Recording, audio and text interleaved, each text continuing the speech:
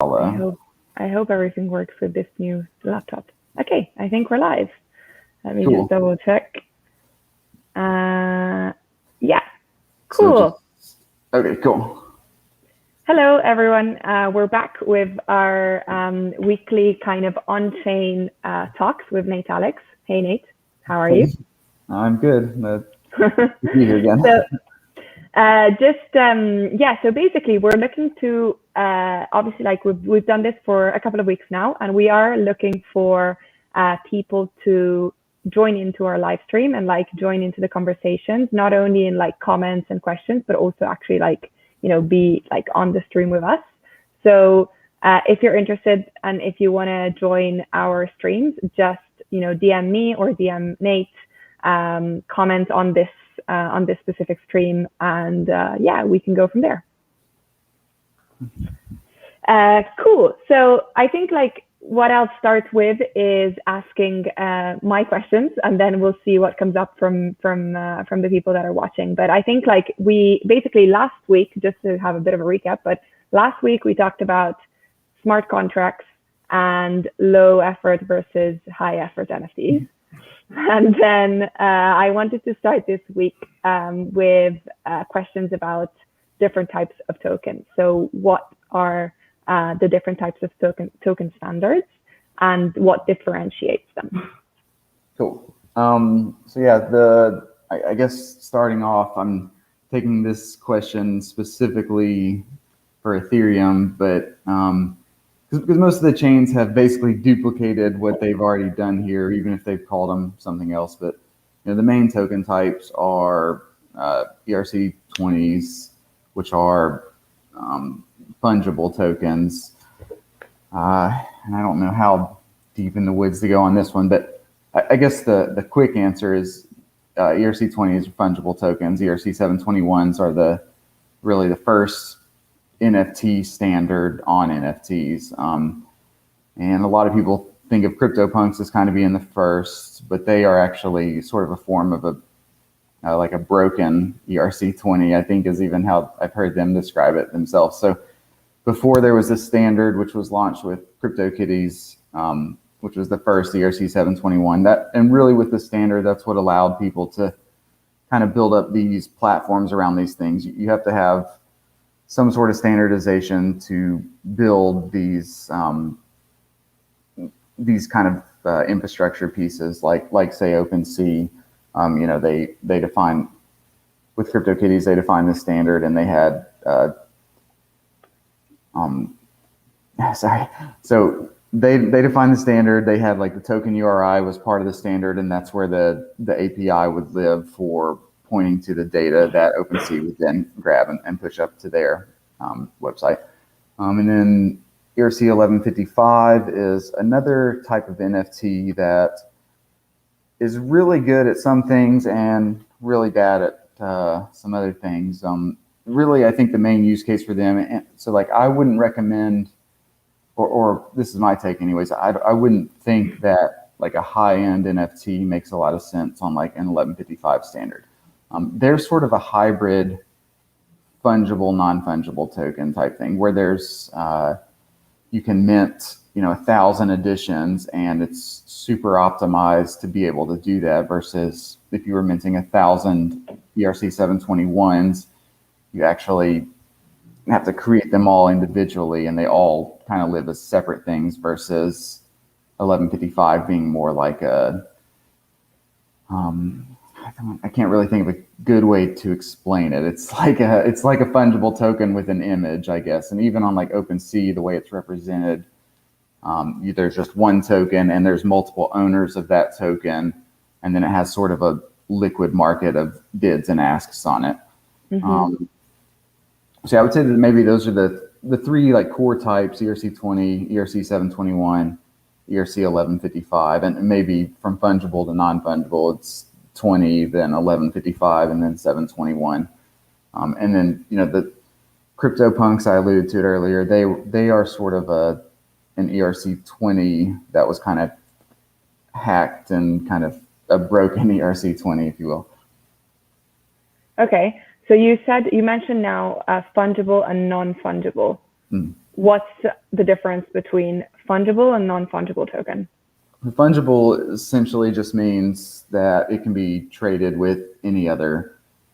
So money is typically fungible. If you think of Bitcoin or Ether, one Ether is tradable for one other Ether. One Ether is always equal to one Ether.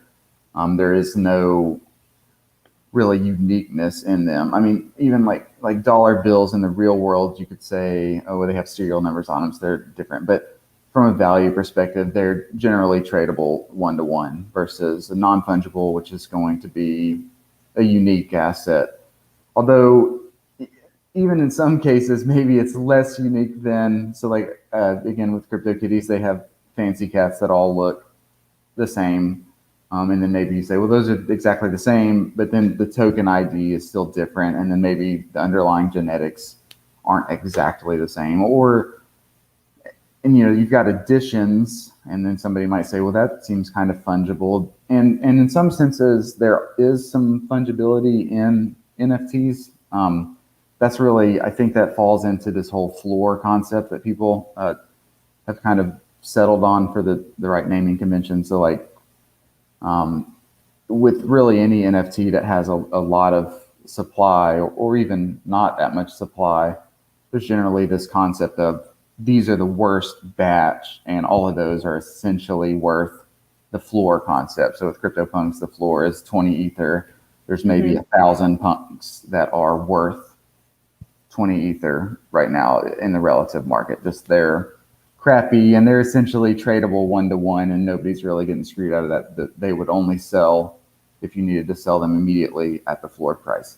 But non-fungible, typically it just means that they're unique. And even in this instance, they are still unique. They just may, from a value perspective, be essentially the same. So let's say that I have like 100 editions of one piece. So for example, one NFT, which essentially is like non-fungible, but is it non-fungible? So yeah, I would say that it still is. There still are small distinctions that make it not exactly the same. So token ID 55 is different than token ID 56. And maybe that's the only difference, or maybe the time it was minted is the only difference. And that's where you would still say they're non-fungible. From a value perspective, maybe nobody, and actually it's unlikely anybody gives a shit about the difference between number 55 and number 56. For the vast majority of people, they would say, these are essentially the same value. And that's actually where we're starting to see some of these experiments, these liquidity experiments around NFTs with like NFTX is really the most popular one.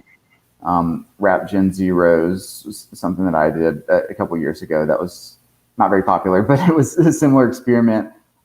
Wrapped CryptoKitties was really, I think, the first fungible I call them fungible, non-fungible tokens. It's basically you could wrap. The idea is that you wrap an NFT and you get a fungible token back, because again, there are some non-fungible tokens that are close enough or basically the same in value that you can essentially say, these are equal, these are fungible.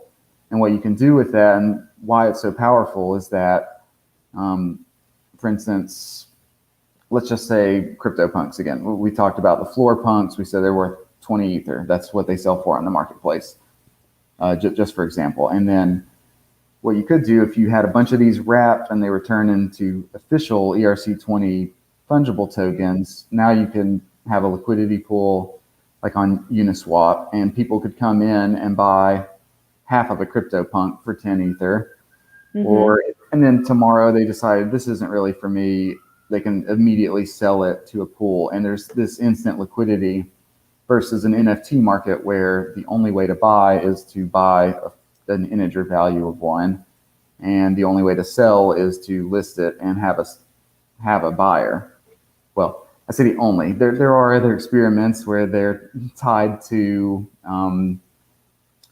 bonding curves and not the step up things that people call bonding curves, but actual bonding curves like Euler Beats is one that has people can buy and sell, and there's instant liquidity there. There's I can't remember what that other project is called that launched recently. I always forget the name of it, but there is like people were thinking about this stuff because it is really important, and it's one of the things that make non-fungible tokens maybe hard for newcomers to really grasp and like about them is the fact that you can buy something, and if you need to turn it for whatever reason, you need to liquidate it, you have to find a buyer. Yeah. And if you know what you're doing, you can generally, if it's a floor piece, you can sell it at the floor, and it's going to move. There's some liquidity at the floor, but if you buy a middle end piece and you want to mark it up a few ether, then maybe you're holding that for 6 months or forever. Or even if you list it lower than what you paid for it, it doesn't, just because you paid 50 ether for something doesn't mean that somebody else will pay even 40 for it. There's a lot of this. The art market, I think, is really complicated too, where there's a lot of people that, to me, I see some of the numbers that get spent on crypto art, some crypto art, and I think there must not be a single other buyer who's would pay that price for it. But trends, and I've seen it happen and play out in the way that they had hoped it would play out. So if I guess. That's interesting, actually. The liquidity part, which kind of also goes into like fractionalizing like NFTs, which is something that it's getting more popular, right? Especially now that like the market is kind of going down, maybe like not going down, but like there's some fluctuations within like NFTs and stuff. So do you want to maybe like explain more about like how a liquidity pool for an NFT works, and so NFTX, for example? Sure. Yeah. So, I mean, really the idea is that, and this works for any liquidity pools. So let's just say, and earlier I mentioned how with an NFT, you need to sell one, you have to have a buyer, right? So this concept of liquidity is basically what it means is if something is extremely liquid, it means you can easily buy one and you can easily sell one. You can easily move in and out of a position, for lack of a better word. So like if you go to Coinbase and you have Bitcoin, you can market sell it, and you are going to get, if you market sell it for USD, you're going to get USD immediately. You can market buy it, and you're going to get Bitcoin immediately. That's a liquid market. And unless you're dealing with billions of dollars, even at $1 million level, you can market in, market out with Bitcoin on Coinbase, and maybe the price moves a few cents or something, or $1 if it's maybe a thinner, for whatever reason, it happens to be a thin time. But generally speaking, there's liquidity at basically the price that it's quoting you at. It's $58,000. I put $58,000 in, I get 1 Bitcoin. Okay, now I want to sell it. It says $58,000. It's $58,001. I click sell, and then $58,001 comes back to me. With NFTs, it doesn't really work that way because they're not nearly as liquid as fungible tokens. And not all fungible tokens are liquid either, I should say. There's this concept of, I just call it pretty much everything else is kind of a shit coin. The Ether is decently liquid, but you can make a shit coin. I can make Nate coin. I can go deploy it, and I can make a liquidity pool with 1 ETH of backing, and then I can inject 10 Ether into it and make the price go up 1,000%. That is it. And the small amount of money to move it up, and equally a small amount of money to move it back down in the reverse direction, the 90% that it would have to lose to get back to where it was. So, but liquidity in general is bigger with fungible tokens. With NFTs, if I go and buy 100 CryptoPunks, the price is going to move way up, and then when I go to sell them, the price is going to move way down because you have to have a seller willing to sell to you if you're buying, and you have to have a buyer willing to buy from you if you're selling. There's no instant liquidity. That's how this liquidity pool piece ties in. With NFTX, you've got a liquidity pool on Uniswap backed by real Ether, backed, let's say in the case of punks, there's for every punk ERC20 that's in this liquidity pool, it's backed by 20 Ether. So there's 100 punks in there. That means there's 2,000 Ether in there. So that means if I come in and I spend 20 Ether, I get a punk token. And then I sell that punk token back, I get 20 Ether back. There's some slippage in there, but generally that's how it works. It still would be, even at like 2,000 Ether in the pool, there's still going to be, it's not a really liquid market. But it's more liquid than the actual punks market, I guess I would say. You could scale in, you couldn't scale in $1 million there because the price would go through the roof, and you couldn't sell $1 million of punk tokens through there because the price would go in the toilet. The same as it would on the actual market, but the benefit is you could, in theory, buy 10 immediately and sell 10 immediately, versus on the punk market, if you list 10 punks and nobody feels like buying them, they might sit there for a week or 2 weeks, or the price might go down lower and you might be undercutting yourself. So the liquidity pool kind of allows you to move in and out of positions. And that's really why I think it's important to this. The other piece I didn't touch on is when you wrap your token. So say you have a punk, you wrap it, you get a wrapped punk, a wrapped ERC20 punk. There's different types of wrappers too, but you get a wrapped ERC20 punk. You can then, the way most of them work, you can burn that token and pull a punk out from the liquidity pool. So it's backed 1-to-1 by a punk. And that's kind of the closing the circle there, I think. You can speculate on it through the liquidity pool. Actually, I want to own the NFT. I burn this punk token. Now I've got a punk. Now I can sell that on the regular market, or I can hold it, or I can rewrap it in the future and sell it into the liquidity pool. It just is just a different method of sort of handling it. Okay, and so to do that though, you would have to have, punks into the liquidity pool, right? Or yes. Okay.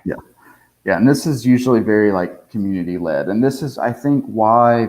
So I've done this experiment with wrapped Gen Zero CryptoKitties because they're capped at 50,000. I thought it kind of made sense as like there was enough of them that you could maybe get some supply in the pool, and you could, I saw this feature of NFTs getting big one day, and I also saw the future of them being confusing as shit and there being so much noise that like somebody might think, I want to invest in, or I want to speculate on the price of CryptoKitties. I have no idea what the fuck I'm looking at, but I have 20 Ether I want to spend on CryptoKitties. But again, I don't know who to ask. Here's a liquidity pool with wrapped Gen Zeros. I can put 20 Ether in. Now I get however many you get, 100 wrapped Gen Zero tokens. And then later, 2 weeks from now, or 10 months from now, the price has went up dramatically and you want to liquidate your position, you just go back to the same pool, dump all your 100. But the real like magic about it is that it's not just like some total shitcoin it's backed 1-to-1 by a Gen Zero. So you could unwrap it and turn them into CryptoKitty Gen Zeros, and that would be fine. Can't remember where I was going with that, but yeah, I think that that's kind of really the idea of how these wrap tokens play into the ecosystem. Soft NFT sounds like the opposite of my WMDO story, and also says that your hair is looking fluffy. Yes, thank you. It usually is like that after I let it air dry today. I actually had a follow-up question on that. So let's say that I go into the liquidity pool. I don't have enough liquidity to buy a CryptoPunk at floor price, which is currently like 20 Ether. Can I invest into, put maybe like 2 Ether into the liquidity pool for CryptoPunks and have a fraction of that? Yes. Yeah, and that is, so there's actually different types of fractionalization of NFTs, and this would be one form of it. You were still speculating if you put 2 Ether in and you at this, you would get 0.1 of a CryptoPunk. That's how much you would own. And if the floor of CryptoPunks were to go up to 30 Ether, then now the floor in that liquidity pool would be, one CryptoPunk would be equal to 30 Ether. So 0.1 would be equal to 3 Ether. So it would still scale the way that you would expect it to. It would still be a way for you to speculate on this market without being able to even if you could afford it, but at your risk tolerance, say, I only want to own a quarter of a CryptoPunk. I think this is a cool market. I want to be speculating in this, versus the shitcoin market, which a lot of people don't realize this shit, but there's so much of this stuff on exchanges and shitcoins on Uniswap that get hyped all over Twitter. So much of this shit is vaporware that's literally is nothing. Like, it will be worth nothing. It's shit. It's garbage. This, at least, maybe NFTs, you can say the same thing or feel the same thing about, but it literally is at least backed by something. So, backed by an NFT, which maybe that's not backed by anything to some people, but it's not complete vaporware. So you could speculate on the price of CryptoPunks and without having to have a full one. There's other fractionalization technologies, like there's one. So there's NFTX, which is sort of this liquidity pool concept, and then there's NFTX. So these are different. NFTX is specifically for fractionalization, and their idea is that so let's say I own a high-end NFT. I own an autoglyph. The cheapest one on the market is 90 Ether, but I list it for 90 Ether and nobody's buying it, and that's annoying because I'm trying to get some liquidity. So what I could do is go to NFTX, if I wasn't in the US, and fractionalize it and turn it into shards. So let's say 90 Ether, just to make it easy. Let's say I turn it into 9,000 shards, each worth a price of 0.01. What are shards? Sorry. So that's just what they call them. That's what their platform calls it. They're shards. So fractions of an NFT. Okay. So I take an autoglyph, I push it into their contract, or I can't remember the exact process, but it will take that NFT and lock it in this contract, and then it will push out tokens that all are backed by that autoglyph in this instance. Okay. So if I sharded it into 9,000 pieces, that would be 0.01 Ether, I guess. I think that's right. I don't know. Let's just pretend it is. So it would be, yeah, it is. Anybody could come and buy, I want to buy 10 shards. That's 0.1 Ether. Now I own 10 shards of that autoglyph that lives in the contract. And the only way to make it whole again is to collect all the shards again. And again, the whole idea behind getting to this sharding area and this ERC20 piece is liquidity pool again. Liquidity is always the goal here with these kind of tools. It's hard to move a 90 Ether asset. Maybe it's not so hard to sell 90 Ether worth of shards across. If there's the demand, there's 100 people that want to buy some stake in it. And I think that came out, I guess it was sometime last year, maybe August, September, the fall of last year was that one. And I think that's good for very specific things, like the B20 thing where Metacoven bought up 20 the one-of-one beeples on Nifty Gateway, and he locked them all into a contract, and then they broke it up into a bunch of ERC20s. That's kind of this sharding concept again, but here the collateral is the 20. So there's that. There's the one NFT into fractionalized pieces. That's NFTX, and then there's the more general, and I think probably the more powerful and more wider use case is going to be like the NFTX thing, where you can take NFTs, any NFTs, and you've all kind of established these are all the floor NFTs. And it doesn't have to just be floors either, actually, I should say. There could be, even NFTX has branches, let's say 5 trait punks, which are more valuable. The cheapest one is the 60 ETH range. And they can make a liquidity pool specifically for 5 trait punks. And this all works the same thing. I mean, ultimately, the goal is the more liquidity you have in a pool, the more capital you can get in and out of it without getting eaten alive by slippage, the more useful that it becomes. The easier it is to speculate on it, the more volume you get, the more attention it gets. I don't think anybody has really figured out the perfect model yet. There's been some talks about it. I really think like the right approach is one token that's given away to all of these, any NFT can be pushed into this system to get some of these tokens. And then your liquidity pool, it ties into all of those NFTs.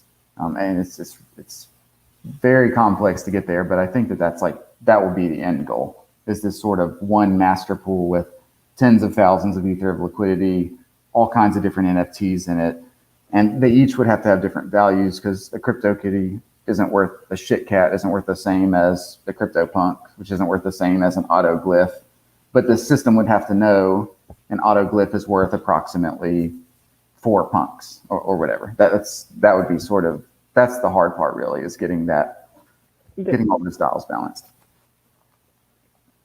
That's interesting. I have a question from Soft NFT that says, what's your opinion on B20?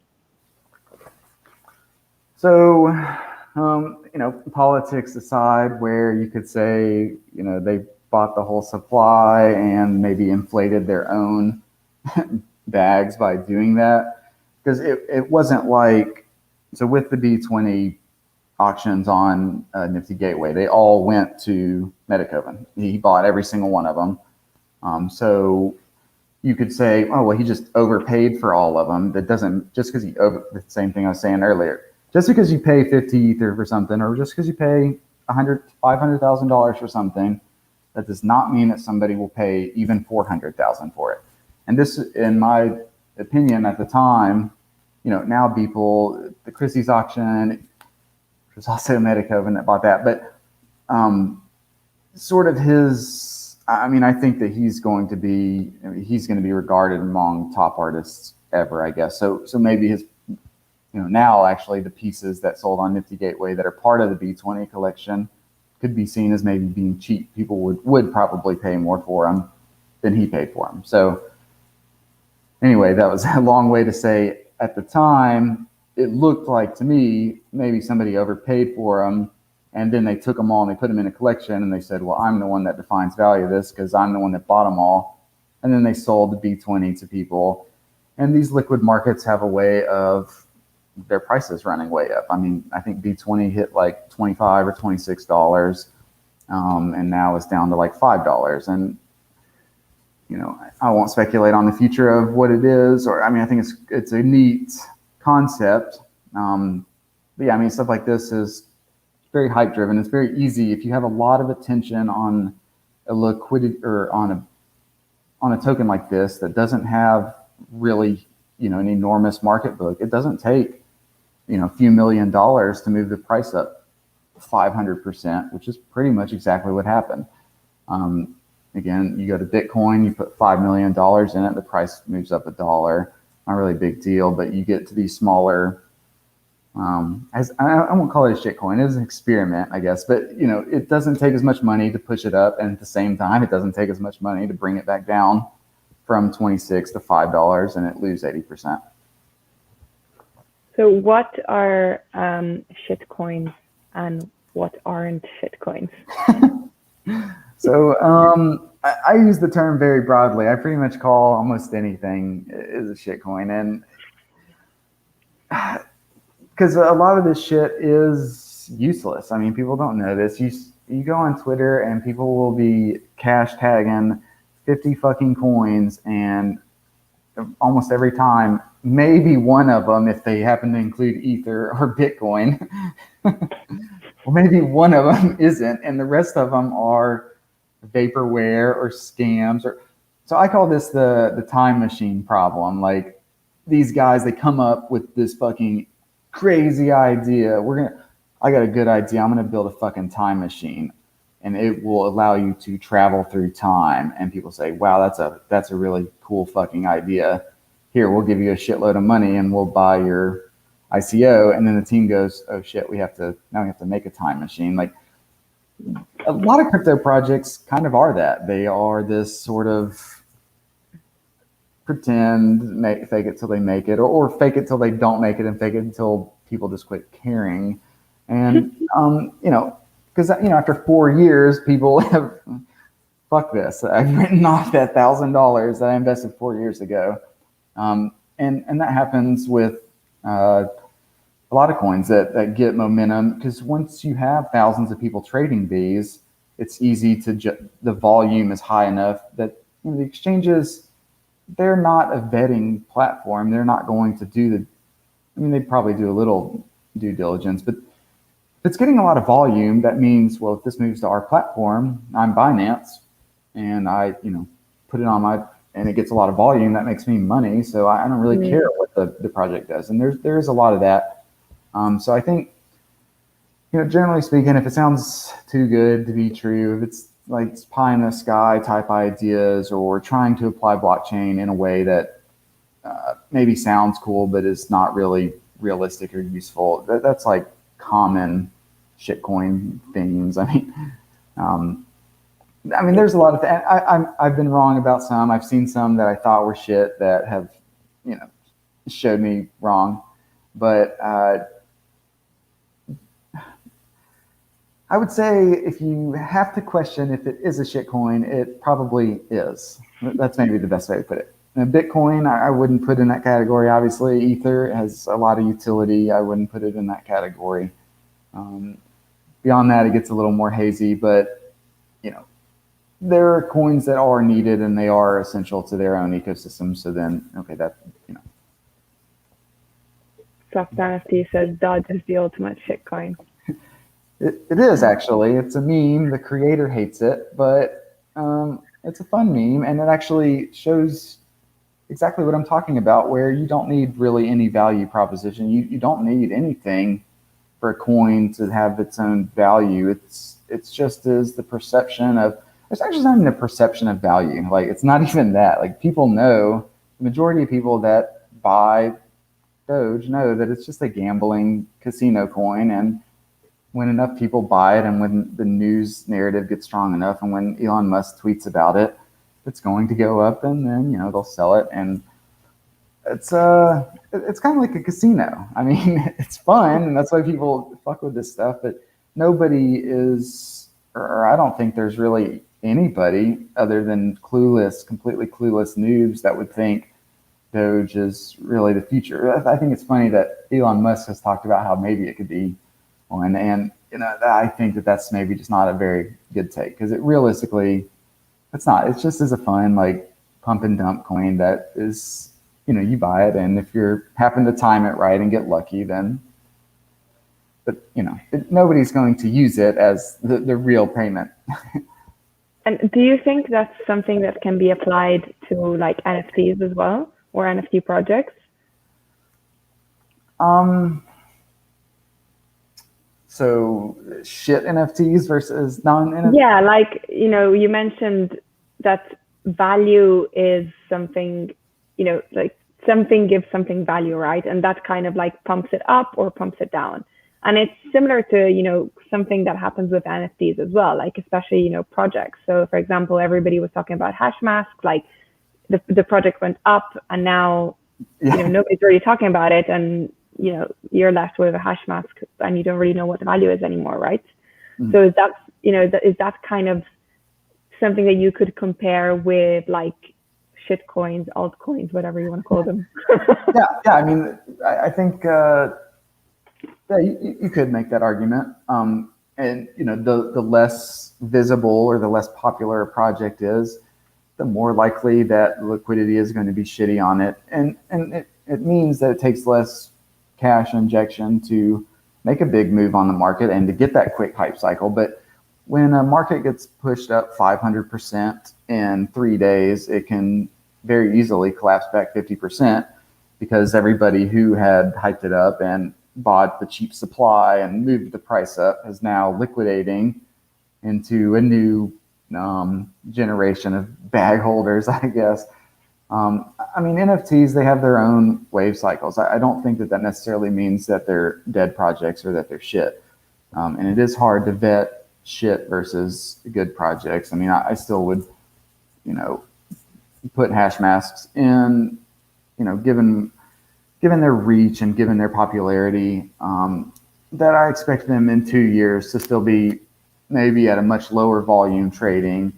But maybe 4 years from now, the next NFT boom, if say the cycle dies, let's just pretend the 4-year cycle is set in stone or whatever. Let's say later this year, people are moving out of the markets. There's no money. There's not a lot of trading. And 2 years from now, the whole space looks dead. And then 4 years from now, everybody rushes back in. I feel like the projects that are good, they will be seeing the most action then once again. So CryptoPunks will still be seeing action. Autoglyphs, I think the hash mask probably falls in there. But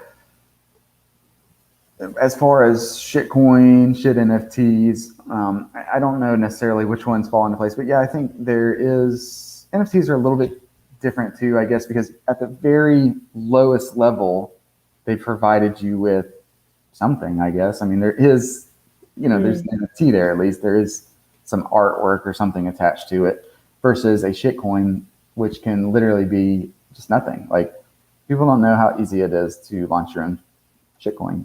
Like, it's super easy. Like, I can go launch 100 of them today if I wanted to. Like, it takes no time.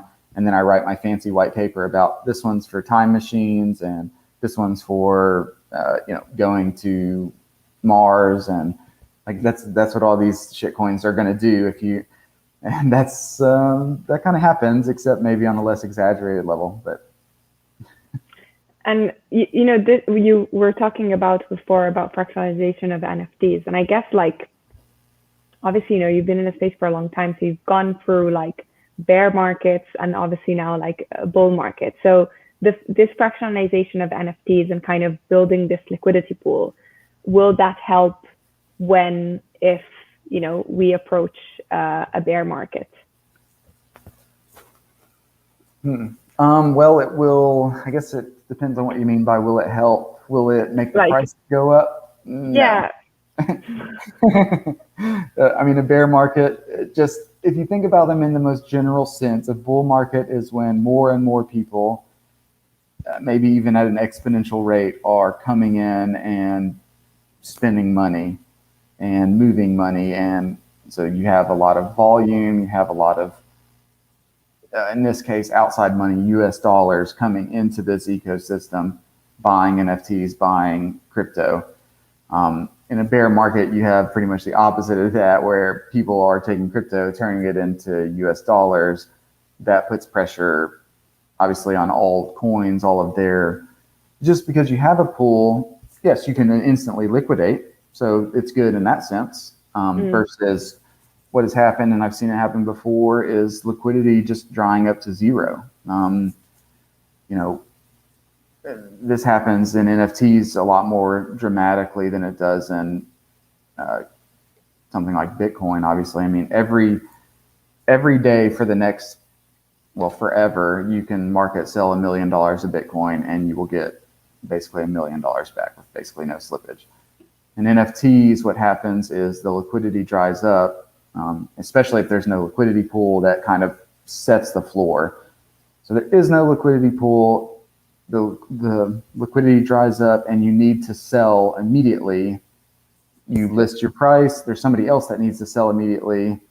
They list beneath you, then you list beneath them, and then there's still no buyers, but the price just goes perpetually down because there's no buyers. I mean, and eventually what happens is it just goes down until people say, fuck this, I'm not going any lower, and it'll sit there forever. And from that perspective, maybe that's 100% loss at the moment in time because there is no buyer. And in NFTs, that will happen. I'm assuming that, this is not going to last forever if we're being, totally real. I mean, who knows? Maybe we got 8 more months of this shit, or maybe we got 2 days. Nobody knows. but or maybe we have 5 years. I would be really surprised. But if you have this liquidity pool, at least in that case, your infinite undercut wars don't really exist. You say, fuck this, I'm out, I'm going to USD. I dump it into the pool, I get Ether, I send that to the exchange, I dump that for USD. And then maybe the price doesn't move down as dramatically because it has that sort of setting of demand, if you will. Because the liquidity pool is a supply demand. It is the balance of supply and demand at the price that it's at. People start selling, that puts supply pressure on it, that moves the price down. But there's still that demand at that price. So kind of propping it up a little bit. Yeah, for sure. And another question, which does not have changing topic, but going to back to CryptoPunks. Obviously, that yesterday Christie said that they're auctioning like CryptoPunks, which is why do you think that it's CryptoPunks versus like CryptoKitties? Like, why have CryptoPunks got so much more attention than CryptoKitties? I'm going to say the aesthetic is just universally lovable. The narrative is super strong. They make great avatars. People can, associate themselves with a CryptoPunk that's a person compared to a CryptoKitty, which is a cat, and maybe they don't want to be represented by a picture of a cat. That's probably the biggest thing. The other, I wondered this myself too, because I spent big in CryptoKitties and less big in CryptoPunks. And I wonder, but I think that the aesthetic is a big piece of it. It's just not, even I'm not like a big fan of like the CryptoKitties art. I hate to say that, but I just thought it was significant as the first ERC 721. I thought that's really kind of where they started in my mind, or that's what my thinking was then, compared to CryptoPunks, which was kind of a broken ERC 20 hack. And yes, it's cool. Yes, the aesthetic is good. Yes, the tradability is really understandable. The scarcity model is super understandable. But they're not really what started the movement, in my opinion. I think that kitties really did. That's where people came in. That's where a lot of the OG market or whatever, that's where all these people came from. That's what spun off NFT projects, that inspired NFT projects. More so than punks did. Now everything's a punk clone because people don't understand how this works, and they think, people just want to buy pixel art, and it has nothing to do with that. It just has to do with it was first. And I'd say the other piece that ties in here is context of the NFT, and simplicity ultimately for punks is maybe the easiest way to put it. But with like CryptoKitties, you have generation 0 is the lowest and the rarest, and they're cats. But generation 0s can breed generation 1s forever, and then generation 1s can breed generation 2s forever. So then you can see how it kind of exponentially grows out from there. But you need that context. You can't look at the picture and say that's a Gen 0. You don't know unless you know the token ID, and then you can see, okay, this is a Gen 0. And without that context, so for example, Generation 0 Jaguar, the cheapest is 70 Ether, but a Generation 1 Jaguar is only worth 0.1 Ether. So you put your profile picture as a Jaguar cat, and nobody knows if it's valuable even just by looking at it, because they don't know, was that a 0 or is that a 1? And I think that having that context made the game, maybe the collecting angle more interesting, but from this power of like the social flexing, which is what punks have become, actually hurts them quite a bit, or hurts CryptoKitties quite a bit. That's good context. We have a question from Post Physical NFT, who asks, do you think some NFTs can become fungible and become their own coin? That is a cool question. I don't know that there is a project that I would say has all NFTs that are equivalent enough that the entire project to be fungible. But it's a neat idea. I could see somebody making that and making the NFTs with the idea that these are all actually equal. They look unique, but value-wise, they're equal. They could easily be tradable. And actually, this is something that I thought about a little bit, not necessarily exactly in this manner, but I had thought about sort of a hybrid token of 20s and 721s that the contract would manage both, and there would always be this instant liquidity between them without having to have the wrapped thing or having their own liquidity pools. It would just be inherent to that ERC 721. It's something that I never really experimented with beyond just like kind of conceptualizing it, but I expect that kind of stuff will exist. So yes, I guess the question, can they become fungible and become their own coin? I think that's what you're asking anyways, that from a project's point. Cool. I guess we can maybe close this off for this time.